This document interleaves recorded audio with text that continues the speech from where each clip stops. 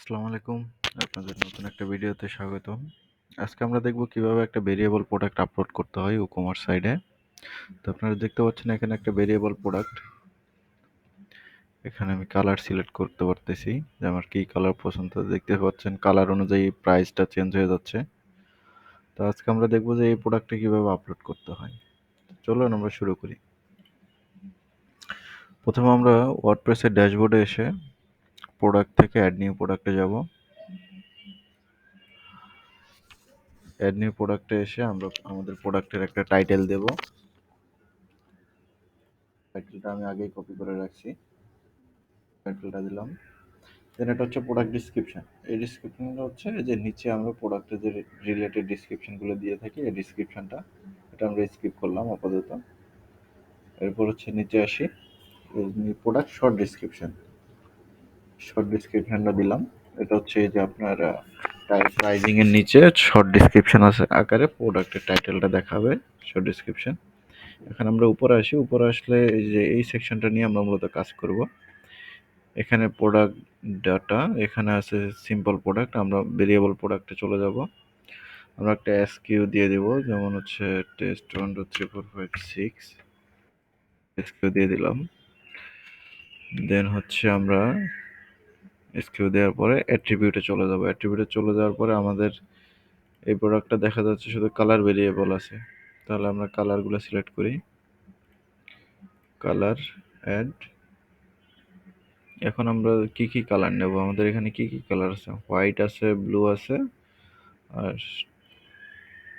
White, blue,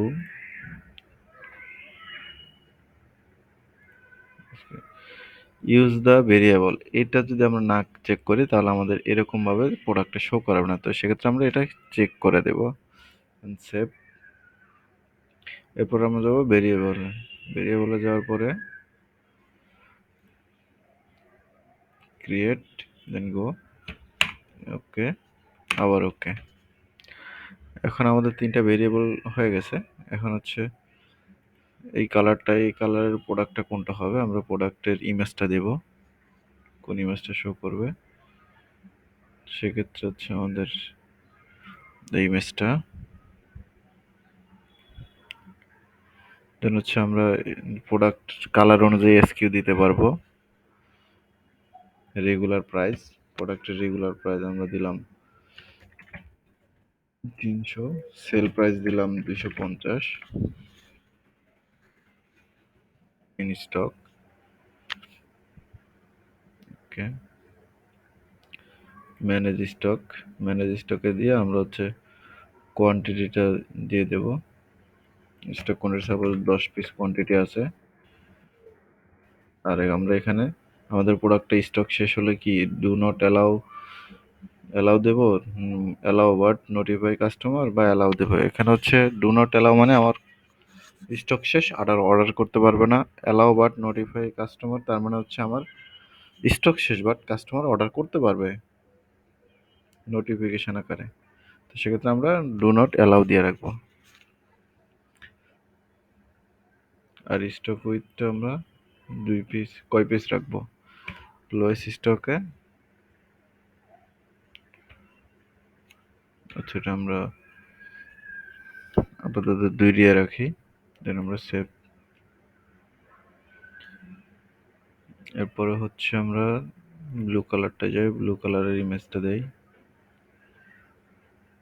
এটা পথে ধরে নিয়ে যে ব্লু কালার,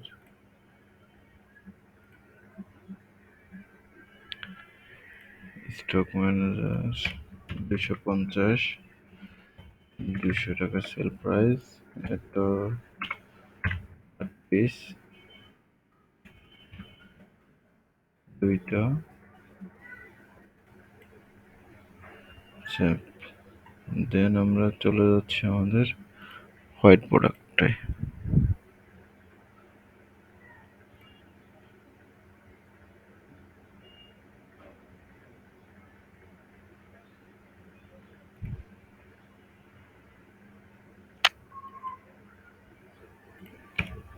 এটা 350, 300 টাকা। স্টক ছিলাম হচ্ছে 5 পিস, এটা তাহলে আমার প্রোডাক্ট কমপ্লিট, সেভ। সেভ দেওয়ার পরে এখন হচ্ছে আমরা এই ডান পাশে যদি আসি, ডান পাশে হচ্ছে প্রোডাক্ট ইমেজ, প্রোডাক্ট ইমেজটা দিয়ে দেবো যে কোন ইমেজটা শো করবে সবার ফার্স্টে। তারপরে এই ইমেজটা দিয়ে দিলাম, যে ইমেজটা শো করবে। এখন আসেন প্রোডাক্ট গ্যালারি, প্রোডাক্টের গ্যালারি যে ইমেজগুলো আমরা দেব সেম ক্যাটাগরির ইমেজগুলো, তো আমরা ইমেজগুলো দেই। আমাদের প্রোডাক্টের কোয়ালিটি বা হচ্ছে চেক করবে এই ইমেজগুলো দেখে, ইমেজগুলো দিলাম। দেন আমরা যদি নিচে আসি প্রোডাক্ট ক্যাটাগরি, এখন কি ক্যাটাগরির ব্যাগ এটা আমি একটু দেখে নিই। আমাদের একটা ক্যাটাগরি হচ্ছে ওয়ালেট, ওয়ালেট ক্যাটাগরির। তাহলে আমরা এখানে দিয়ে দেই এই যে ওয়ালেট, ওয়ালেটটা সিলেক্ট করে দেব। দেন আমরা নিচে আসি, নিচে আমাদের আর কোনো কাজ নেই, এখন উপরে যাই আমরা পাবলিশ করে দেব। পাবলিশ করে দেওয়ার পরে আমরা এই যে দেখব ভিউ প্রোডাক্ট, আমাদের প্রোডাক্টটা ঠিকভাবে আপলোড হয়েছে কিনা। ভিউ প্রোডাক্টে যদি যাই আমরা, তাহলে যে আমরা দেখতে পারবো আমাদের প্রোডাক্টটা সুন্দরভাবে আপলোড হয়ে গেছে। এই যে আমরা ইমেজগুলো দিলাম, গ্যালারি ইমেজগুলো চলে আসছে।